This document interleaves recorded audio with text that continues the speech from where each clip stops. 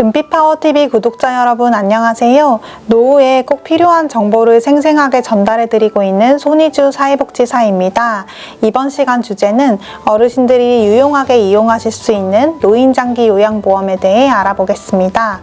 노인장기 요양보험에 대해 정확하게 알아보기 위해 전문가 한 분을 모셨습니다. 국민건강보험공단 서울강원지역본부의 장기요양보험제도 홍보 업무를 맡고 계신 장혜민 대리님입니다. 대리님, 은빛파워TV 구독자분들에게 인사 부탁드립니다. 안녕하세요. 국민건강보험공단 장혜민 대리입니다. 네, 안녕하세요. 노인장기 요양보험이 어떤 제도인지 간단하게 소개해 주실 수 있으실까요? 노인장기요양보험이란 혼자서 일상생활을 하는데 어려움을 겪고 있는 65세 이상의 노인 또는 65세 미만의 노인성 질병이 있는 분들에게 신체활동, 가사활동, 인지활동 등을 지원하여 생활 안정에 도움을 주고 가족의 부담을 덜어드리기 위한 제도입니다. 네, 나이가 들수록 일상생활이 힘들어지는 건 피할 수 없겠죠? 그러면 65세가 넘은 분들은 누구나 다 혜택을 받을 수 있는 건가요? 아닙니다. 장기요양보험은 누구나 혜택을 받을 수 있는 것이 아니라 장기요양급여가 필요하다고 인정받은 수급자만이 이용할 수 있습니다. 그렇군요. 조금 어렵게 느껴지는데요. 장기요양급여가 필요하다고 인정받은 수급자. 혹시 조금 풀어서 설명해 주실 수 있으실까요? 네, 장기요양급여라는 말에서 급여를 서비스로 이해하시면 됩니다. 장기요양 서비스가 필요한지, 어느 정도 필요한지를 장기요양등급판정위원회에서 심사하여 최종 수급자로 인정된 분들만 장기요양 서비스를 받을 수 있다는 뜻입니다. 누구나 다 혜택을 받으면 좋겠는데 그렇게 등급 판정을 거쳐야 하는 이유가 있을까요? 두 가지 이유가 있는데요. 모든 어르신께 혜택을 드리려면 국민들의 장기요양 보험료 부담도 상당히 늘어날 수밖에 없어서 시행이 쉽지 않습니다.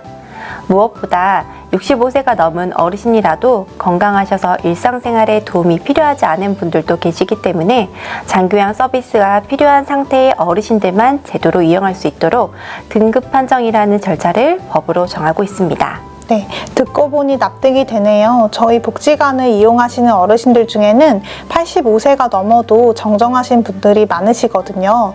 그럼 장기요양 등급 판정을 받는 방법이 궁금해집니다. 그럼 먼저 장기요양 인정신청 대상부터 말씀드리겠습니다.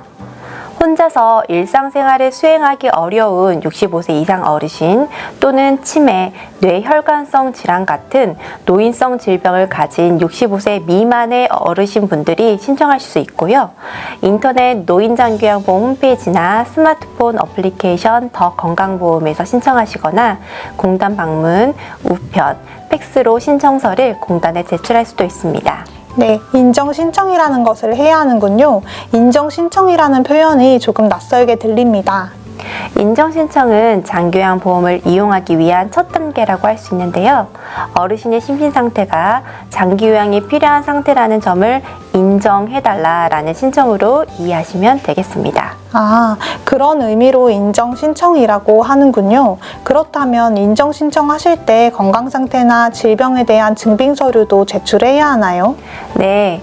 원칙적으로 신청서에 의사소견서를 첨부하여 제출하도록 되어 있는데 65세 이상 어르신은 신청서만 제출하시면 신청 접수가 완료되고 의사소견서는 등급 판정 전까지 제출하시면 됩니다. 하지만 65세 미만인 경우 법적으로 노인에 해당하지 않기 때문에 신청서와 함께 노인성 질병 여부를 확인할 수 있는 의사소견서 또는 진단서를 제출하셔야 접수가 가능합니다. 그렇군요. 나이에 따라 의사소견서 제출 시점에 차이가 있다는 점 잘 알았습니다. 선생님, 노인장기요양보험 제도는 무엇인지 알아보았는데요. 신청서 접수 이후에 절차도 안내해 주시길 바랍니다. 네, 인정신청이 접수된 이후 건강보험공단 직원은 신청인 측과 미리 연락하여 방문할 장소와 일시를 정합니다. 신청인이 생활하고 계신 곳을 방문하여 어르신의 신체와 인지기능 상태를 종합적으로 조사하는데요.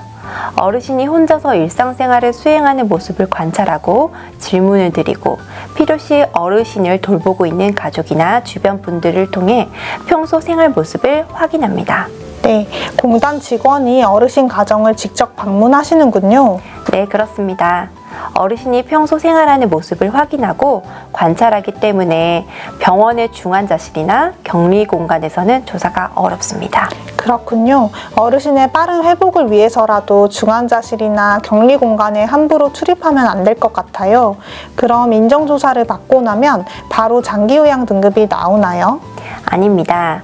앞서 말씀드린 바와 같이 노인장기요양보험 등급판정위원회에서 신청서, 인정조사 결과, 의사소견서 등을 종합적으로 심의하여 신청인의 상태와 장기요양이 필요한 정도에 따라 장기요양 등급을 결정합니다. 등급판정위원회는 공정하고 전문적인 등급 판정을 위하여 공단에 소속되지 않은 의사, 간호사, 사회복지사, 지자체 복지 담당 공무원 등 장기요양 전문가 15인을 위원으로 구성되어 있습니다. 위원들이 어르신을 만나러 가정 방문을 다시 하나요? 아닙니다. 등급판정위원회는 인정조사 결과와 의사소견서 등을 자료로 토대로 서류심사만 진행합니다. 그렇군요. 그러면 어르신마다 등급이 다 다르게 판정되나요? 장기요양 등급은 요양이 필요한 정도가 가장 심한 1등급부터 5등급까지 5단계 등급이 있고 신체적으로는 양호한 상태이나 경증의 침해로 관리가 필요한 경우는 인지지원 등급으로 판정됩니다. 간혹 어르신들이 상태가 안 좋은데도 등급이 안 나왔다라는 말씀을 하시는 경우가 있는데 어떤 경우일까요? 장기요양 급여가 필요한 대상자는 6개월 이상 일상생활을 혼자서 수행하기 어렵다고 인정되는 자를 의미합니다. 불편해 보이거나 몸이 많이 아픈 것과는 조금 다릅니다. 병의 중증도로 등급이 결정되는 것이 아니라 식사하기, 옷 갈아입기, 몸 씻기, 배변 처리 등의 기본적인 일상생활에 스스로 할 수 있느냐의 관점으로 결정된다고 이해하시면 좋겠습니다. 그러면 몸이 아프시더라도 식사하기, 화장실 사용과 같은 일상생활을 스스로 하신다면 장기요양의 필요성이 높다고 인정되지 않을 수 있겠군요. 네, 그렇습니다. 인정신청서를 제출한 어르신 중 장기요양 등급을 받은 분들은 약 80% 정도 됩니다. 나머지 20%의 어르신은 장기요양이 필요한 대상자로 인정받지 못한 경우입니다.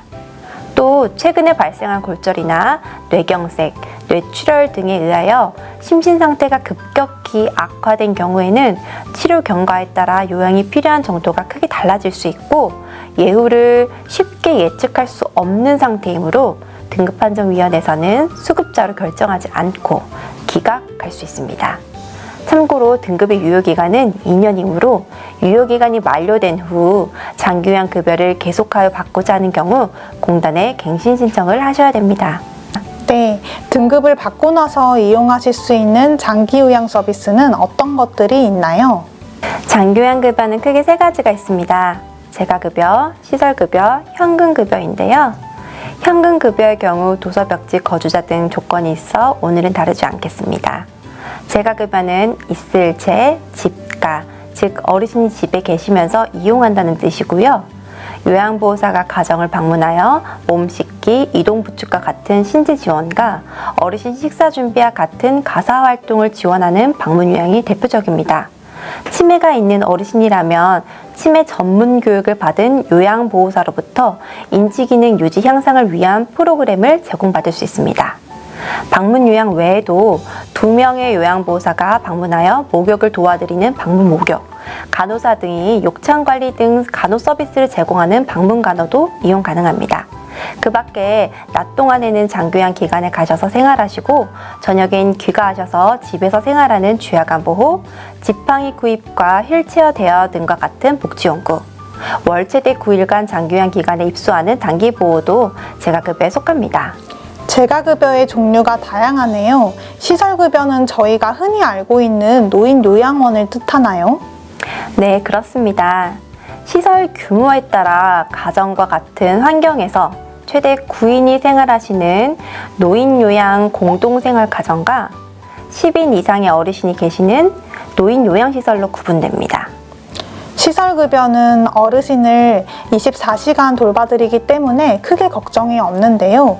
재가급여는 하루에 몇 시간 정도 돌봄을 받을 수 있을까요? 방문 요양의 경우 등급에 따라 서비스 이용 가능 시간의 차이가 있습니다. 비교적 중증 상태인 1등급과 2등급 어르신은 연속하여 최대 4시간 돌봄을 받으실 수 있고 3, 4, 5등급은 연속하여 최대 3시간을 이용할 수 있습니다. 노인 요양원은 등급과 상관없이 누구나 다 이용하실 수 있나요? 아닙니다. 1등급과 2등급 어르신만 이용 가능합니다. 다만 3, 4, 5등급 어르신은 일정 조건을 충족하는 경우 노인 요양원을 이용할 수 있습니다. 어르신을 수발할 가족이 없거나 가족의 건강상의 문제 등으로 어르신을 수발할 수 없는 상황을 말하는데요. 공단에 별도의 신청서를 제출해야 됩니다. 이렇게 하는 이유는 노인장기요양법 제3조에 보시면 가정에서 장기요양을 받는 재가급여를 우선으로 제공하여야 한다는 원칙이 있습니다. 이에 따라 비교적 거동이 가능한 편인 3, 4, 5등급 어르신은 최대한 오래 가정에서 노후를 보내시는 것을 권장하고 있습니다. 그런 원칙이 있군요. 어떤 급여를 이용할지 결정했다면 그 다음 절차는 무엇일까요? 네, 이용할 장기요양 기관을 찾고 장기요양기관과의 서비스 계약을 맺어야 합니다. 계약된 내용에 따라 서비스를 이용하고 매월 발생한 본인 부담금을 장기요양기관에 납부하셔야 합니다. 병원의 경우 건강보험 적용을 받기 위해 치료 내용에 대한 계약서를 작성하지는 않는데 장기요양은 이용할 때 계약서를 써야 하는 점이 생소합니다. 장기요양급여는 어르신이 자신의 의사 능력에 따라 최대한 자립적으로 일상생활을 수행할 수 있도록 제공하여야 하고 어르신의 심신상태, 생활환경과 어르신 및 그 가족의 욕구, 선택을 종합적으로 고려하여 필요한 범위 안에서 이를 적정하게 제공하여야 합니다.